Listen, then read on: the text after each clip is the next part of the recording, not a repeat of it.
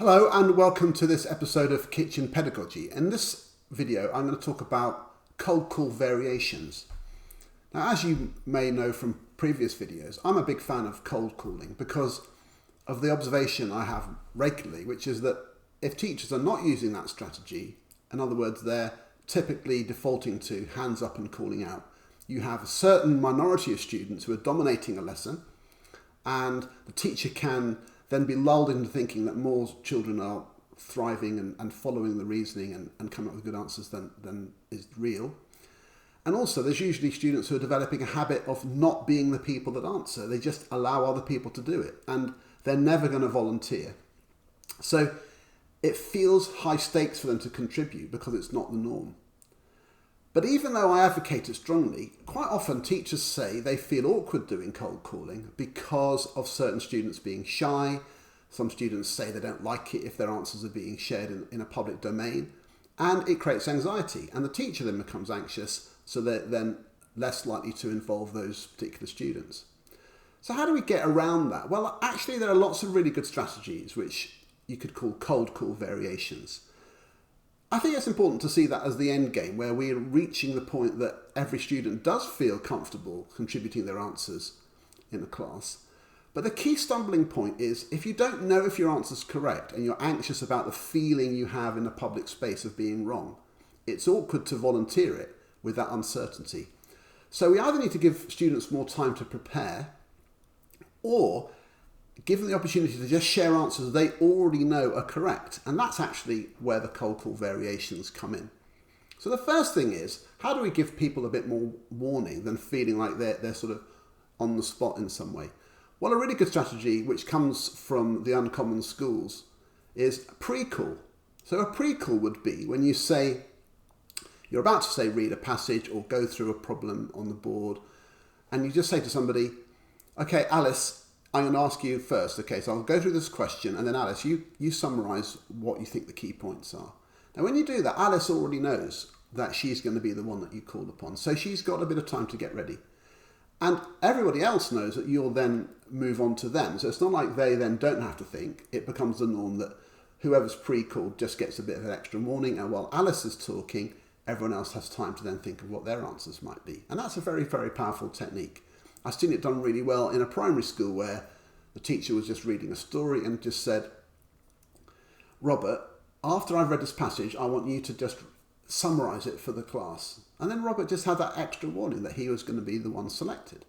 And of course you then vary that around the class over time, and it just helps more people bring in. And another one is batched calling, and I find this incredibly useful in meetings, and I've seen this modelled extremely well by teachers. And here what you do is you front load the naming before you ask individuals to respond. So you still ask the question to everybody. You might be saying something like, which of these poems do you think has a stronger message about such and such, or a stronger imagery or something? And you've asked a question which requires a bit of thinking. And so you pose the question still, floating it in the class so everyone is thinking about what the answer might be. But then you say, I'm going to come to Michael, then John, and then Siobhan. Now, in doing that, Michael, John, and Siobhan know that they're the first ones up. But you've also sort of made yourself spread the questions in that sort of planned way. And then those people have got a bit of a heads up, a bit more time to prepare. And of course, Michael, who you ask first, while he's talking, John and Siobhan are getting their answers ready.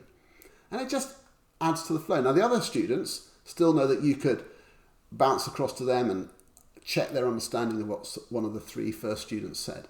But it helps you manage the cold calling in a way that reduces that spotlight moment, that feeling of being caught, for students who are not quite up to speed with the full-on sort of cold calling.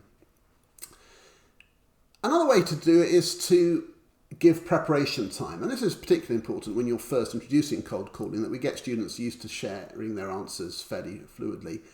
And you can do this in lots of ways. So instead of verbally giving your answer, you just say, okay, everybody, what do you think 11 17s is? Write out your method, let's have a look. And they write it down first, or it could be they write down, what do you think the three main factors are that explain such and such, or whatever the answers are, and they write something down.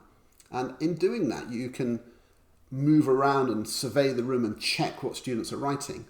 And you look for the students who may be less confident verbally, and you might say, Abdi, that's a great answer. Do you want to just share what you've put? That's really good. And now in doing that, Abdi already knows you think his answer is correct or a good answer. So he's just sharing his answer. So he's getting the practice of verbalizing his answers, but without the worry of, am I right or wrong? Because you've already told him he's right and always got a good answer.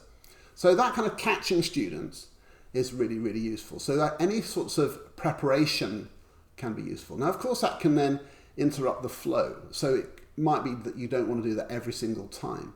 But certainly where you're building the culture of cold calling, anything which allows you to prepare your answer is good. It could be even when you're using whiteboards and students are showing you their answer, you then get them to explain their answer knowing that it's a good one.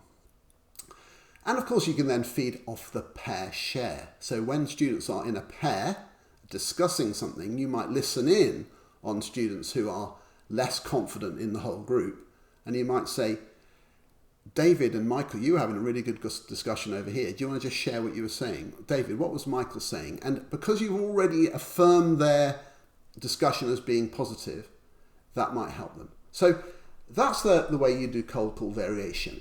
It's a way of bringing students into that circle of people who are confident to share their answers. But of course, every time you're discussing answers, you also model that it's okay to be wrong. If students' answers aren't absolutely correct or are incomplete, you support them to provide complete answers, and that's so important. If your culture is typically overpraising students who seem to give really great answers and are kind of a bit disappointed with students who are wrong, it makes it harder for those students to engage. So all of this works even better still if you're really working on this sort of culture of error and conspicuously welcoming people to volunteer their answers and discussing things and seeing if we can improve. So there we go, cold call variations, it's really important. Cold calling isn't so rigid that you have to do it in a certain way and that's it. No strategies are really like that.